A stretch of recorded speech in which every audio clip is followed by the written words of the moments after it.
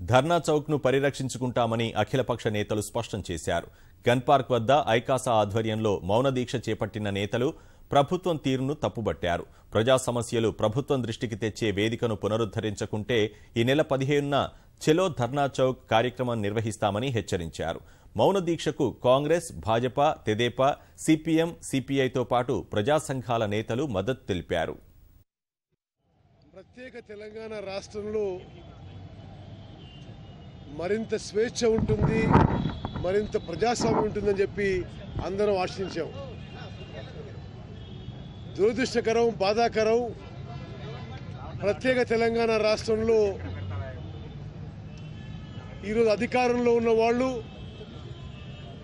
సామాన్యంగా ప్రజాస్వామ్యంలో నిరసన తెలియజేయడానికి హక్కును కూడా కాలరాసే విధంగా మరి ఈరోజు ధర్నా చౌక్ దగ్గర నిరసన తెలియజేయడానికి అనుమతి ఇవ్వకపోవడం కేసీఆర్ గారి నియంతృత్వ ధోరణి, మరి అప్రజాస్వామ్య ధోరణి అని చెప్పి అది తీవ్రంగా ఖండిస్తుందని చెప్పి మనం చేస్తున్నాం. ప్రభుత్వాన్ని కుక్కుడి వేళ్లతో పెకిరించడం ఖాయమని చెప్పిన సందర్భంగా తెలియజేస్తూ 100% ప్రజలు మా వైపున ఉన్నారు కనుక మా ప్రజల గొంతుగా వినిపించేటువంటి అవసరం ఉన్నది.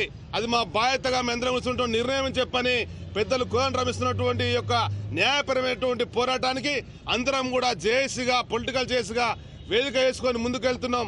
ఎట్టి పరిస్థితులలో కూడా కేసీఆర్ ప్రభుత్వం మెడలు వంచైనా గానీ సాధించుకుంటామని చెప్పని అక్కడ అనుమతి ఇవ్వాల్సిన అవసరం ఈ ప్రభుత్వం ఉందని చెప్పని తెలియజేస్తూ సెలవుకుంటాను. ధన్యవాదాలు.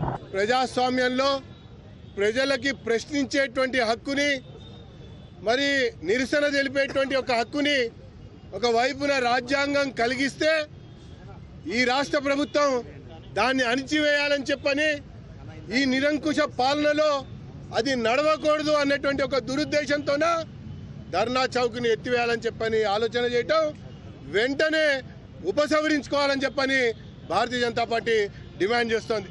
ముఖ్యంగా తెలంగాణ ఉద్యమానికి నాయకత్వం వహించి ఉద్యమ పార్టీగా ఆవిర్భవించి కొంత పేరు తెచ్చుకున్నటువంటి కేసీఆర్ ఆ పేరు నిలుపుకోవాలంటే ఈ పద్ధతులు మానుకోవాలని మేము హెచ్చరిస్తున్నాం.